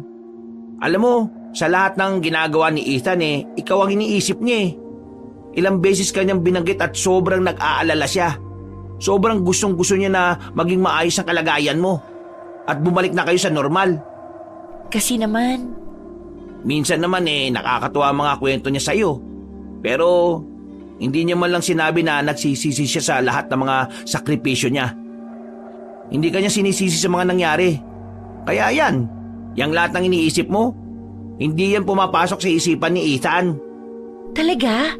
Sa tingin mo ba? Nahihiya talaga ako sa kapatid ko Oo, hindi yan iniisip ni Ethan. Mahal na mahal ka ng kapatid mo, Ella. Ako rin naman kahit na ang higpit-higpit ni kuya sa akin. Kahit na ang pasaway niya rin minsan. Sobrang na-appreciate ko ang lahat ng mga ginagawa niya. Gusto kong bumawi kay kuya. Gusto ko na pagkatapos ng lahat, may magawa akong mabuti sa kanya. Kung gusto mong bumawi, magpagaling ka muna. Oo, saka sa'yo rin. Sa akin? Oo, sa inyo ni Aling Maria. Maris, si Aling Maris yun, hindi Maria. Ayun, basta siya. Thank you sa inyong dalawa ha. Ako nga pala si Ella. Oo, kilala na kita. Pero hindi pa tayo formal na nagpapakilala sa isa't isa. Oy, sige. Ako si Alfonso. Natutuwa ako makilala ka, Ella. Pinanood ni Ethan ang paglalahad ng kamay ng dalawa. Lalabas na sina Alfonso at Ella sa silid. Kaya lumayo si Ethan sa pintuan at kunwaring hindi narinig ang usapan ng dalawa. Masayang nagsalo-salo ang apat at nagkwentuhan sa hapagkainan. Dahil gabi na ay hindi na sila hinayaan ni Aling Maris na umalis. Kahit si Alfonso ay sa bahay muna ng maggagamot na kitulog. Binigay ni Aling Maris ang isang kwarto sa magkapatid habang si Alfonso naman ay nagsabi na sa sala na lang matutulog. Pagkapasok ni Ethan sa kwarto ay nadatnan niyang tinitingnan ni Ella ang picture nila kasama ng kanilang mga magulang. Oh, di ka pa natutulog? Hindi pa ako inaantok. Ang haba rin ng tulog ko Tingnan mo to kuya. Nung time na long hair ka pa. Tingin nga. Bata mo pa riyan Oo nga Mga time na pinapauwi mo pa ako ng 5 p.m. ng hapon. May curfew ka pa. Hanggang ngayon pa rin naman 7 p.m. na kaya ang curfew mo ngayon? Tapos 8 p.m. ang uwi ko galing sa school? Aba, magaling! Reklamo ka kaagad, no? Kumusta ka na ba? Kumusta na pakiramdam mo? Masarap po ang kinain ko. Yun talaga ang inuna mong sabihin no? Kaya nabusog ka ba? Sabi mo kung may gusto ka pang kainin ha, paglulutuan kita. Nabusog naman ako kuya, at hindi rin ako nasusuka. Mabuti naman. Hindi ka naman ba nahihilo? Hindi rin. Ang weird nga ng pakiramdam ko Bigla kasing gumaan, para akong nanibago. Kung ganun magpahinga ka na. Ay, si Alfonso kuya. Saan siya matutulog? At bakit yan ang tinatanong ng magaling kong kapatid ha? Siyempre, curious lang. Ayun, sa sala siya. Ikaw pansin na pansin ko mga tingin mo kay Alfonso Ewan ko sa'yo kuya. Umalis ka na nga dito. Doon ka na rin sa sala. Aalis talaga ako. Magkakape ako Gusto mo ba? Ayoko. Kung ganon, sige. Labas na muna ako. Sabi mo kung may kailangan ka ha. Sige. Ay kuya, salamat sa lahat Love na love talaga kita. Nagulat si Ethan sa sinabi ng kapatid niya at sasagot pa lang ang binata ay sinara na siya ng pinto ni Ella. Nakangiti si Ethan na nagtungo sa kusina upang patayin ang kumukulong mainit na tubig. Napansin ni Ethan ang masangsang na amoy sa bandang kusina at hinanap kung saan yun nanggagaling. Palinga-linga siya sa paligid pero wala naman siyang makitang kakaiba. Matapos ang ilang minutong pag-ubos ng kape, ay nakaramdam ng antok si Ethan kaya natulog na rin. Nagising si Ethan sa malakas na kalabog ng bubong at napabalikwas ng bangon. Nagmamadaling tumakbo si Ethan patungo sa sala at nakasalubong si Alfonso na tumatakbo na halatang bagong gising din dahil sa malakas na kalabog. Alfonso, ano yun? Narinig mo rin ba? Oo, narinig ko. Narinig din ni Aling Maris. Asan siya? Nasa sala. Inaalam niya ang nangyayari. Ano kaya yun? Ang lakas ng kalabog no? Hindi ko rin alam Puntahan muna natin si Ella. Ay, oo nga pala. Sandali. Bakit parang bukas ang pinto? Ano? Bukas ang... Ethan! Wala si Ella sa kwarto! Ano? Tingnan mo, pumunta ka rito, dali! Asan siya? Bakit wala? Hindi ko alam. Ella! Andiyan ka ba, Ella? Ella! Ella! Bakit bukas ang bintana niya? Binuksan mo ba? Hindi ko binuksan. Pagpasok ko ganyan na talaga. Ella! Ella! Asan ka? Sandali, baka nagpunta sa banyo o sa sala. Ella! Ella! Nasa labas ka ba? Nagmamadaling lumabas si Ethan sa kwarto at hinanap si Ella sa buong bahay. Nakarinig siya na merong tumatakbo sa bubong ng bahay at galit na sumisigaw ang binata. Hoy! Sino ka ba ha? Ano ba gusto mo? Ilabas mo ang kapatid ko! Ilabas mo si Ella kung matapang ka! Bumaba ka riyan! Huwag kang duwag! Magpakita ka! Maglaban tayo at papatayin kita hanggang hindi mo binabalik si Ella! Duwag ka pala Kung nandiyan ka lang sa taas at patuloy na umaapak sa bubong, isa kang duwag! Ethan, ano bang ginagawa mo? Huwag mo sinusubukan ng mga aswang. Kinuha po nila si Ella. Ha? Ano? Wala si Ella sa kwarto. Nawawala ang kapatid ko. Ano bang gusto nila kay Ella? Ako na lang ang kunin nila. Ethan, huwag kang magsalita ng ganyan. Ano po ba nangyayari, Aling Maris? Paano ba talaga matatapos to? Gagawa tayo ng paraan. Sa ngayon kailangan muna nating mahanap si Ella. Kumalma ka, Ethan. Hindi makakatulong kung magpapadala ka sa emosyon mo. Sabay na naglakad sina Ethan at Aling Maris na palabas ng bahay nang biglang may humila kay Aling Maris at hinagi sa puno. Nagulat si Ethan na makita ang isang malaki, kakaiba at kulay itim na ibon na may namumulang mga mata at mahahabang galamay. Mabuti na lamang at dumating si Alfonso at sinabuyan ng asin ng ibon na malakas na humuni ng paiyak at hinabol si Alfonso papasok sa bahay. Nagmamadaling nilapitan ni Ethan si Aling Maris at nakitang nawala nito ng malay. Nakarinig ng mga kalabog si Ethan sa loob ng bahay at nagmamadaling pumasok. Nakita niya ang sirasirang mga gamit, lamesa at kabinet na sinira ng aswang na patuloy ang pagpagaspas ng pakpak. Hinagis ni Alfonso ang isang bote ng asin kay Ethan at galit na sinuntok ni Ethan ang bote kaya nabasag ito. At nalagyan ng asin ng kanyang kamao bago suntukin ang pakpak ng aswang na tumili naman sa sakit. Salita na pinagtulungan ng dalawa ang malikot na aswang. Naggalit ang halimaw at hinila si Alfonso bago hinagis papunta kay Ethan at sabay na natumba si Ethan at Alfonso. Nag-alala si Ethan nang marinig ang pag-ubo ni Alfonso at nakitang may dugo yun. Ha? Alfonso? Ayos lang ako. Huwag mo akong alalahanin. Ilang beses ko nang nagawa to. Sigurado ka naman na okay ka lang, di ba? Tulungan na kitang tumayo. Akin ang braso mo. May kakaiba sa kanya, Ethan. Ano? Hindi ko rin mawari pero iba siya sa mga nakalaban ko. Siya ba si Jasmine? Hindi ko sigurado Kung siya si Jasmine, papatayin ko talaga siya. Sa tingin ko hindi siya si Jasmine. Pinadala lang siguro siya upang i-distract tayo habang tinatakas nila si Ella. Kung ganon, bahala ka na rito. Lalabas ako, tahanapin ko si Ella. Sige, mag-iingat ka. Ikaw din mag-iingat ka, Alfonso. Nagmamadaling tumakbo si Ethan at lalabas na ng bahay nang hilahin siya ng aswang pabalik. At galit namang initak ni Alfonso ang mahabang galamay ng aswang.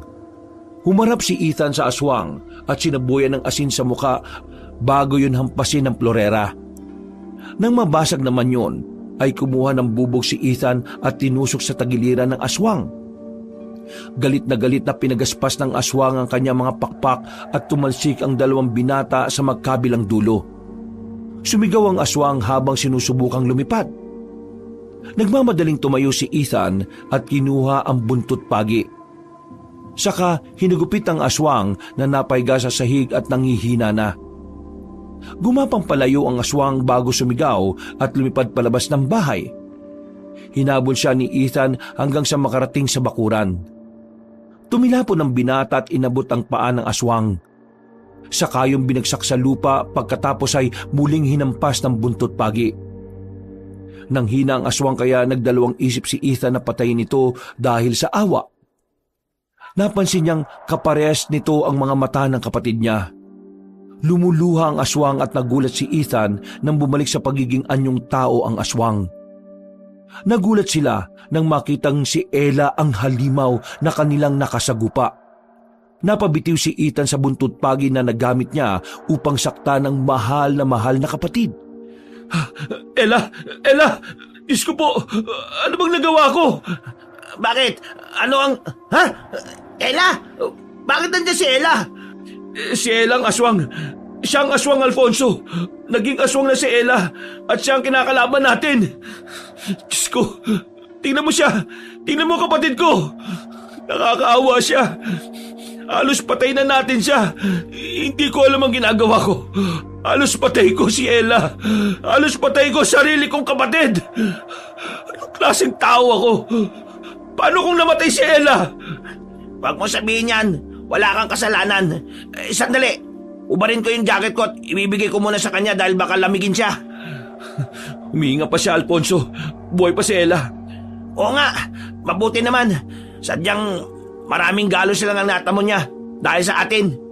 Ano bang nagawa natin, Ethan? Oo, hindi ko alam. Diyos ko, hindi ko na alam ang nangyayari. Galit na galit pa naman ako kanina at wala akong awa sa kanya. Kung ano-anong nagawa ko sa aswang na yan, kapatid ko pala siya. Asa na ba si Aling Maris? Sandali, may tama rin siya Ginamot ng dalawa ang sugat ni na Aling Maris at Ella. Puro pa sa mukha at katawan ni Ella. May mga lapnos pa siya sa braso at may malaking sugat kung saan siya initak ni Alfonso. Hinintay ng dalawa si Aling Maris na magising bago mag-isip ng plano. Hindi mo kasalanan yun. Hindi nyo kasalanang dalawa yun. Huwag kayong mag-alala. Kahit ako gigil na ako dyan sa Jasmine na yan Hindi ko lang nais na mawala kung ano man ang binigay nila kay Ella. Gusto ko silang gantihan. Gusto kong gumanti. Naiintindihan ko ang nararamdaman nyo. Pero kakaiba sila. Mautak. Kahit ano pa sila, gagawa kami ng paraan na talunin sila. Sangayon ako sa sinabi mo, Alfonso. Wala akong pakialam sa kaya nilang gawin. Hindi na ako natatakot ngayon. Lalabanan ko sila. Papatayin ko sila at tatanggalin ang sumpa kay Ella. Ano pa bang paraan na meron tayo? Ano pa po bang pwede nating gawin? At agad-agad nating gagawin yan. Isa itong delikadong plano. Kahit delikado pa yan. Ako rin. Handa na ako mamatay makaganti lang. Hanapin niyo si Jasmine at ibalik sa kanya ang sumpa. Ano natin gagawin yun? Paano ibabalik sa kanyang sumpa kung siya mismo aswang na? Ibig niyo bang sabihin ipapakain sa kanya yung lechong baboy na ginawa niya? Tama. Ganun na nga. Hindi ba masama sa mga aswang na makakain ng gano'n na inurasyon na nila ng masama? Dahil aswang na sila, magiging hybrid sila. At kadalasan sa mga hybrid na aswang hindi nabubuhay. May ilan na mga nabubuhay ngunit mga makapangyarihan at mga lalaki lamang. Di gagana kay Jasmine yan dahil babae siya. Talaga? Paano natin papakain sa kanya? Paano niya babawiin yun? At saan natin siya mahahanap? Hindi natin siya mahahanap. Siya ang lalapit sa atin. Hayaan natin na siya ang pumunta. Babawiin niya yon dahil wala siyang magagawa. Kung hindi niya oorasyonan upang mabawi ang sumpa niya sa lechong baboy, mamamatay siya at tuluyan namang magiging aswang si Ella. Ano niya tayo lalapitan? Alam ko na. Kagaya nun kunwari dayo ko. Doon sa lugar kung saan niya ako unang nakita. Magpapalit ako ng pananamit, buhok. Magsasalamin ako upang hindi niya ako makilala. At ipupunta niya ako sa kanilang bahay upang pakainin ng lechon baboy. Ngunit makakasiguro ba tayo na nandun pa rin kaya yung lechon baboy na yon? Paano kung iba na yung naroon? Nabanggit mo naman na dala mo ang lechong baboy na inuwi nyo, di ba? Yun ang ibibigay mo. Yun ang ipapakain mo. Huwag na tayong mag-aksaya ng oras. Sa ngayon itali muna natin si Ella at babantayan ko siya. Nang magkasundo sila sa plano ni Aling Maris, ay nagtawag ng ilang tao si Alfonso upang magpanggap na bagong salta sa probinsya kinabukasan. Nagpalit na ng pananamit si Ethan, nagpagupit at nagsalamin.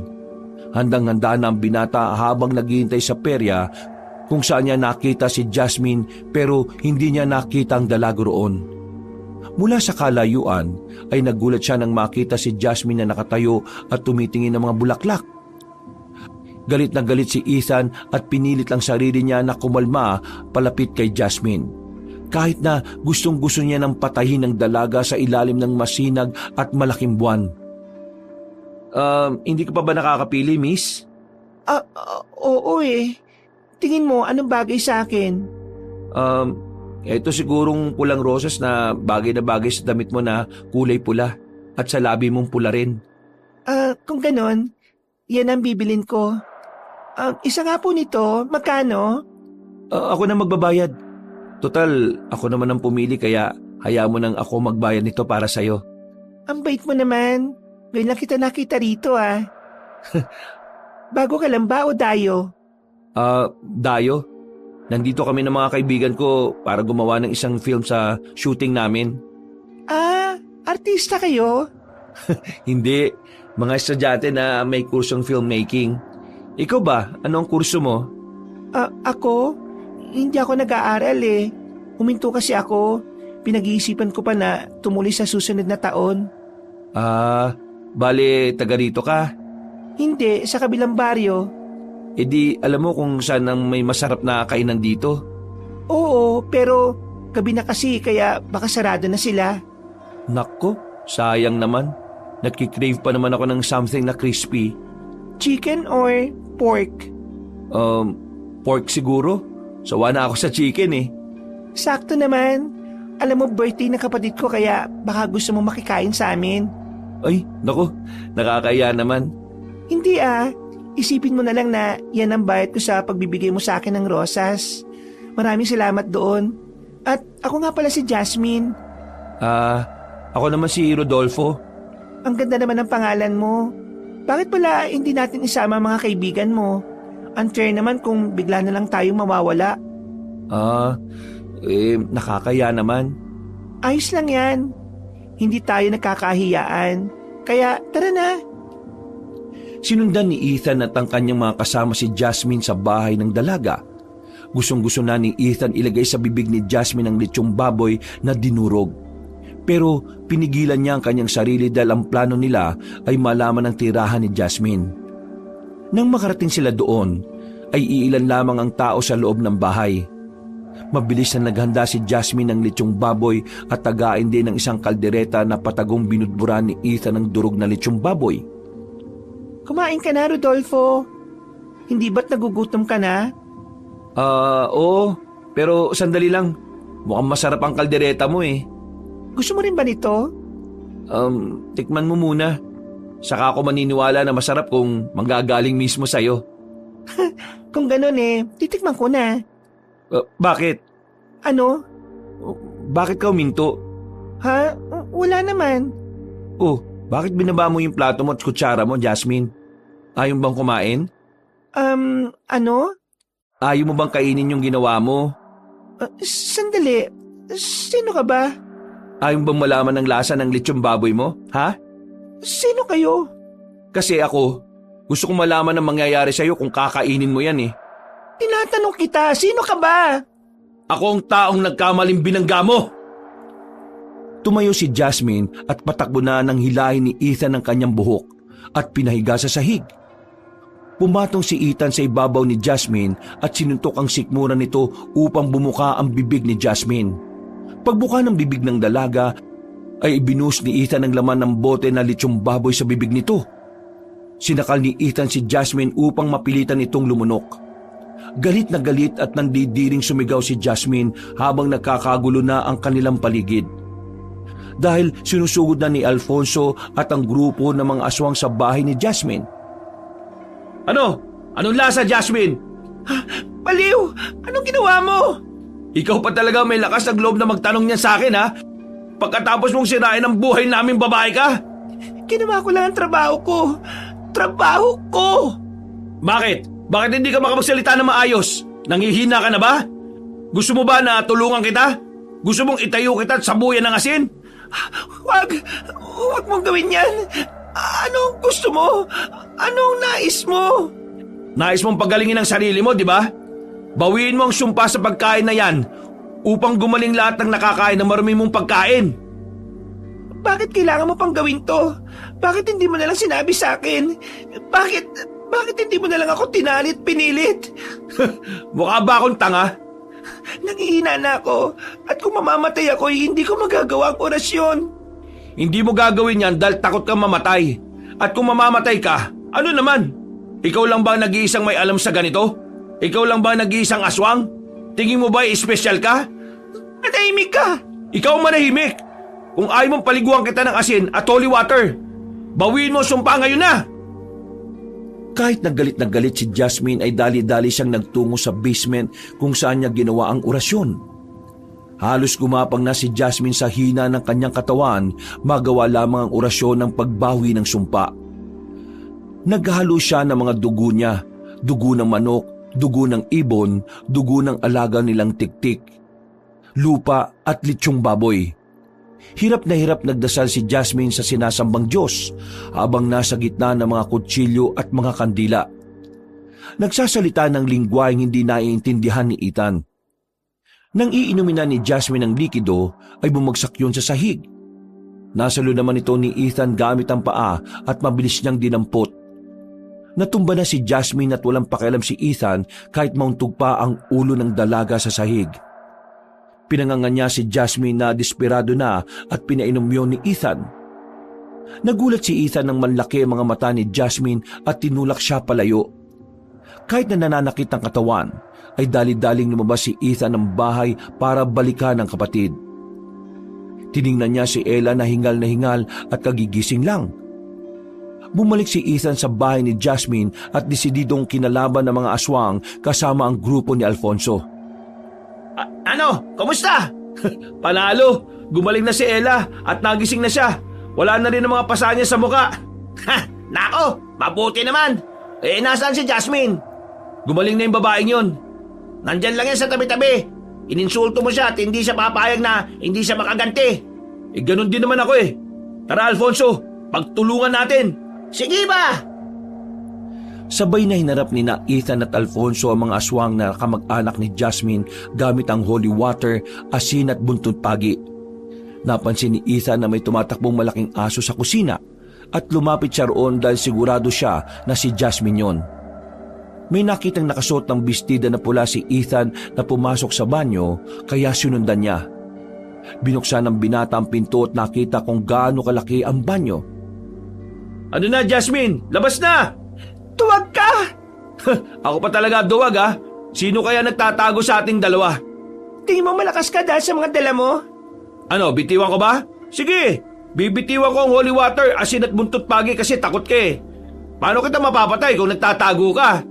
Baliw ka, Ethan! Hindi mo alam ang ginagawa mo! Ikaw ang hindi nakakaalam ng ginagawa mo. Sinara mo ang pinto ng banyo dahil sa tingin mo matatalo mo ako? Sa tingin mo, ikaw ang nakakalamang? Malas mo, kasi ako kinalaban mo. Napikon si Jasmine sa sinabi ni Ethan at sinugod ang binata na tinatawanan lamang siya. Labis na nainsulto si Jasmine sa mga sinabi ni Ethan at sa pagtawa nito, kaya gigil na gigil siyang inuntog ang ulo ng binata sa pader. Tinawanan lamang siya ni Ethan bago gumanti. Sinubukang kalmutin ni Jasmine ang binata pero nakailag naman ito. Galit na sinipa ni Jasmine si Ethan sa bathtub na puno ng tubig. Sinubsob ni Jasmine ang ulo ni Ethan doon hanggang sa hirap na si Ethan na huminga. Tumatawa si Jasmine at masayang-masaya habang nagpupumiglas ang lalaki. Patagong kinuha ni Ethan ang bote ng holy water at asin sa bulsa niya bago yun hinalo sa bathtub. Ginamit ni Ethan ang kanyang buong lakas at tinila si Jasmine upang mapahiga sa bathtub. Sumisigaw si Jasmine sa sakit at nagpupumiglas habang inaapakan ni Ethan ang sikmura ng aswang para hindi siya makatakas, hanggang sa napatay niya ang aswang. Bigla naman bumukas ang pinto at napangiti si Ethan na makita si Ella. Tumakbo siya sa kapatid niya at mahigpit na niyakap. Kuya, okay ka lang ba? May ginawa ba siya sa'yo? Ella, kumusta ka? Okay ka na ba ngayon? Kumusta ang pakiramdam mo? Opo kuya. Anong nangyari? Bakit tayo nandito? Bakit parang ang gulo na? Ano bang na-miss ko habang tulog ako? Hindi ko na maalala ang mga nangyari. Huwag mo akong alalahanin. Huwag mo nang isipin yan. Hindi na yun mahalaga. Tapos na yun. Ang mahalaga ngayon ay magkaroon ka ng full recovery. Kumain ng marami. Magpagaling at babalik tayo sa Maynila. Sa ngayon lumabas na muna tayo sa bahay nito kung saan ka magiging safe at tutulungan ko pa si Alfonso. Okay lang po si Alfonso. Tinulungan ko siya kanina. Tingnan mo kuya, may hawak akong buntot pagi.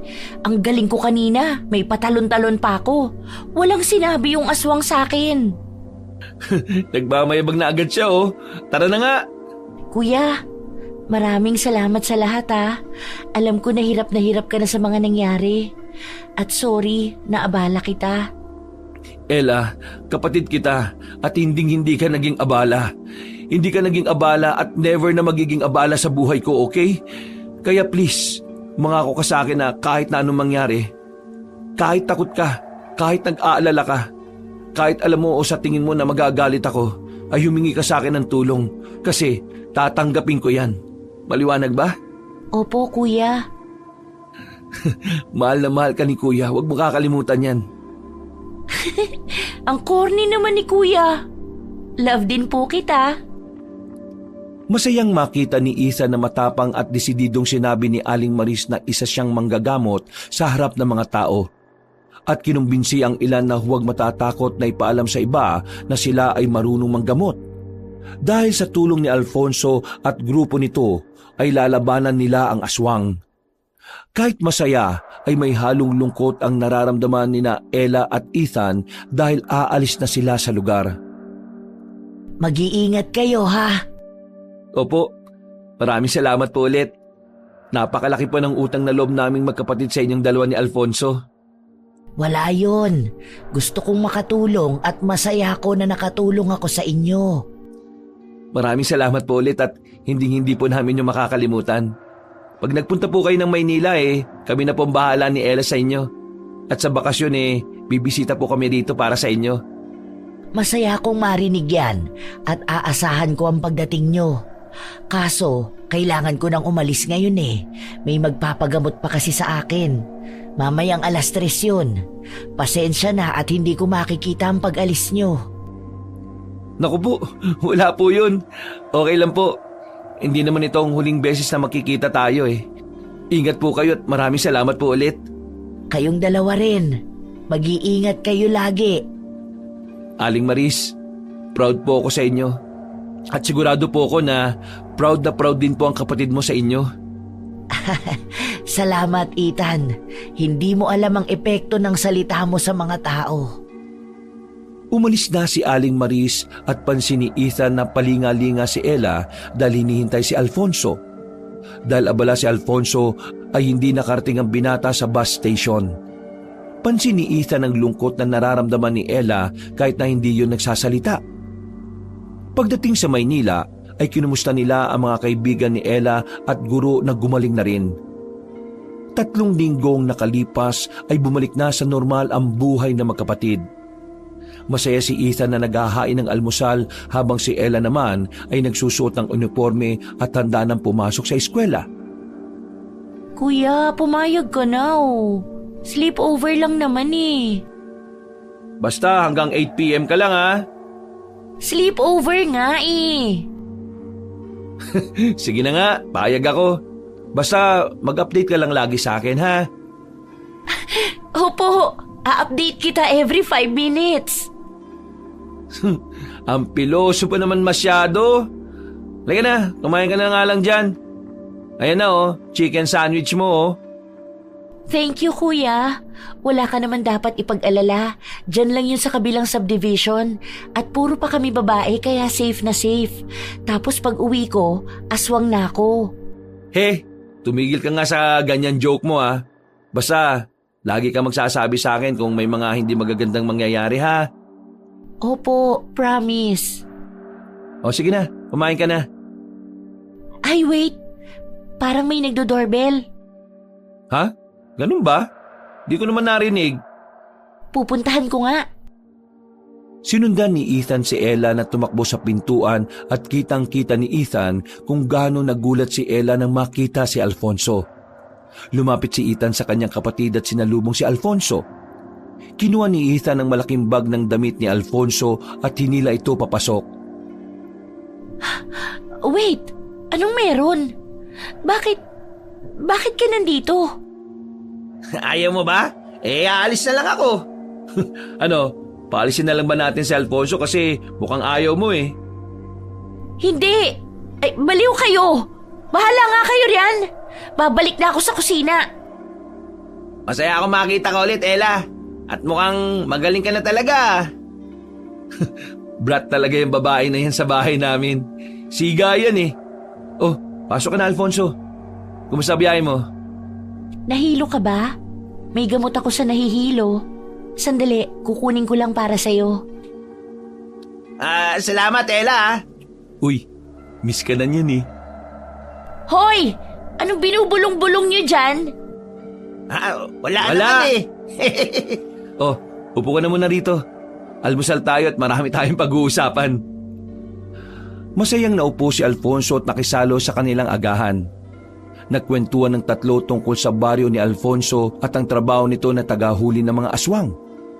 Bukod sa naging mas malapit ang magkapatid dahil sa nangyari ay naging matalik na magkaibigan naman sina Ethan at Alfonso.